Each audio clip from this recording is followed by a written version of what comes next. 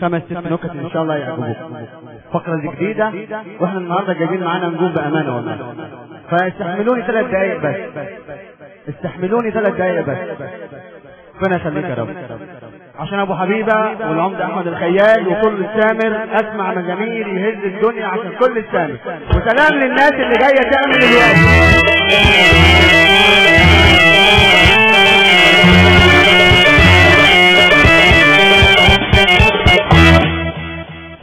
واحد كان متجوز 2، واحدة صوتها حلو والثانية صوتها عفش ومسكنهم في بيت بدورين. صحت ام صوت وحش الصبر قالت له جواز انت يا جرش المجموعة انت وفي الناس اسمع يا وانت جاي وفاتنا ب50 قرش ملخية عشان انطقه.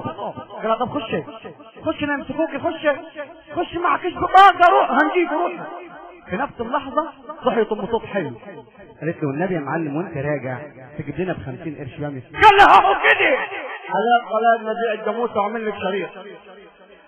تقعد تقولي هدبام يا حال اقولك يا بيت يا حال حديثك يا بيت. شجع عليك النبي تقوليها ثانيه بقى يا معلم بقول لك وانت راجع هات لنا ب50 قرش باميه. قال لها لا طلع لي اعمل لك شريط وسي دي بس تقوليها ثاني. طبعا دي كانت متضايقه سمعت الكلام ومتضايقه.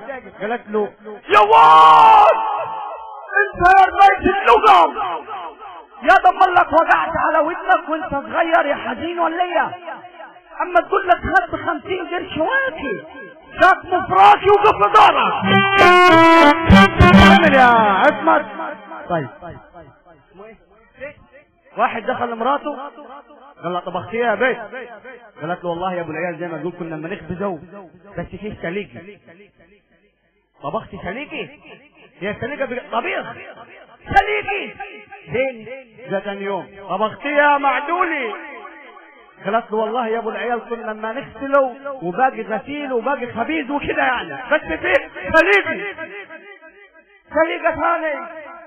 سليقه ثاني زي بعضه. ثالث يوم طبختيها سليقي. رابع يوم سليقي. خامس يوم سليقي. قالها مصطفى قالت لو كنت سليقه ثاني تبقى لي اوعي تقولي سليقه ثاني. اتزنقت صاحبتنا بكره لو جيت تقول تبقى مخيا تقولي سليقي تبقي في الاخر تصدق خلقاتك على بيت ابوك. فاتزنقت صاحبتنا في اليوم الموعود دي. دخل عليها البيت بالراحه خالص طبختيها يا غندوره. طبعا اتزنقت صاحبتنا قالت له طبخت لك تلقلق. قال لها انت طلقلك.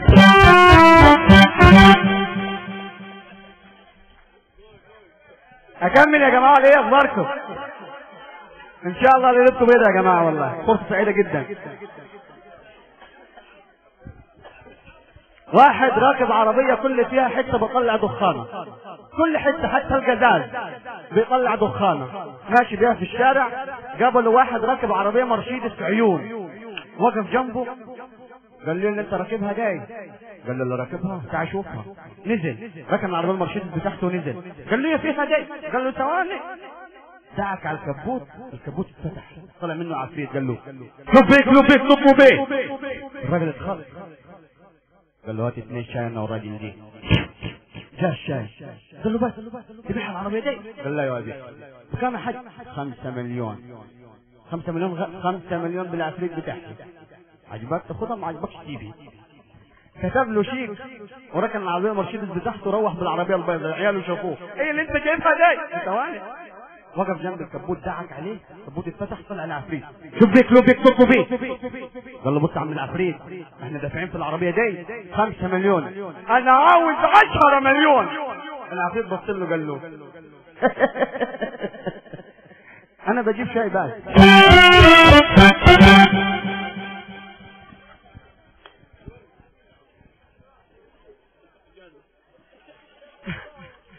واحد راح للدكتور لا الاول دكتور امراض نفسيه وعصبيه بتاع المجانين يعني. جاب 3 اذكى 3 عنده حاسس ان هم خافوا يعني. انا هسال مجموعه اسئله اللي هيجاوب عليها هكتب له على خروج ويروح.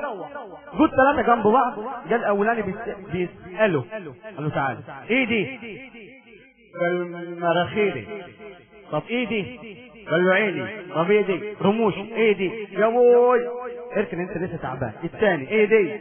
مناخيري، عينك اركن. ده الثالث ايه دي؟ قال ودني. ايه دي؟ مناخيري. ايه دي؟ عيني. قال له انت زي الفل، قال له انت زي الفل. بس بص والله لا اكتب لك على خروج دلوقتي، بس الاول قبل الخروج خد الملبسايه دي كلها. خد الملبسايه منه قال له ايه؟ هم يا جمل. ودى مراته للدكتور علشان تولد. الدكتور دخل اوضه العمليات، طلع بعد ربع ساعه بعد الولاده. قول للراجل يا حاج يؤسفني ابلغك ان مراتك جابت ولد من غير ايدين. قال له يا سلام.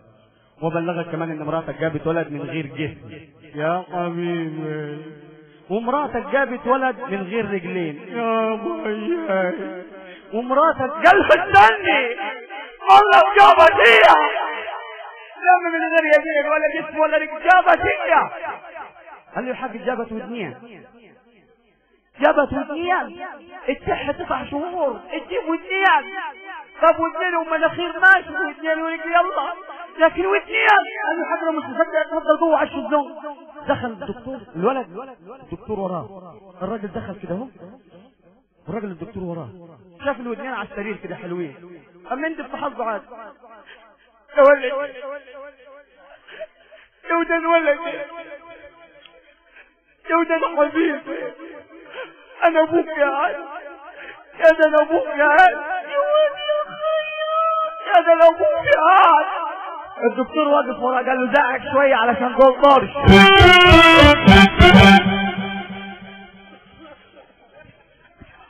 انتوا تعبتوا صح؟ اكمل. 2 راكبين العربيه مع بعض بس دماغهم عاليه، دماغهم عاليه، راكبين العربيه وماشيين في امان الله حلو جو. هما الاثنين جنب بعض يقولوا ايه؟ اوعى العمود اوعى العمود يا ده نفوت في العمود. اوعى العمود يا واد يا ده اوعى العمود يا كل ما نفوت في العمود يا واد يا ده نفوت في العمود. فاتوا في العمود. قال له يا راجل بقى له ربع ساعه بقول لك اوعى العمود اوعى العمود نفوتوا في العمود. قال له انا بقالي ساعه عاوز اقول لك ان انت اللي بتسوق. هقول اخر واحده وبعد كده ان شاء الله لنا عوده. يعني امه بعثته يجيب عسل، خد طبق العسل وهو راجع خد لحكه من العسل عادي. اللي جاله في الثاني راح لامه قال لها خذي العسل. مالك يا قال لها العسل في حاجه. امه ما كدبتش خبر، خدت لحكه من العسل. قالت له منين جبت العسل ده؟ قال لها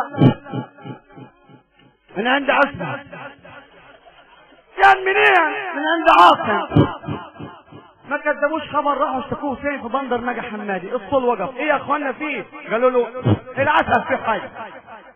الصول خد لحظه قال لهم منين يا جماعه جبتوا العسل دي؟ قالوا له من عند عاصم. راحوا لعاصم الدكان. يا عاصم العسل دي من حجاز. عاصم خد لحظه من العسل قال لهم العسل ده مش من عندي.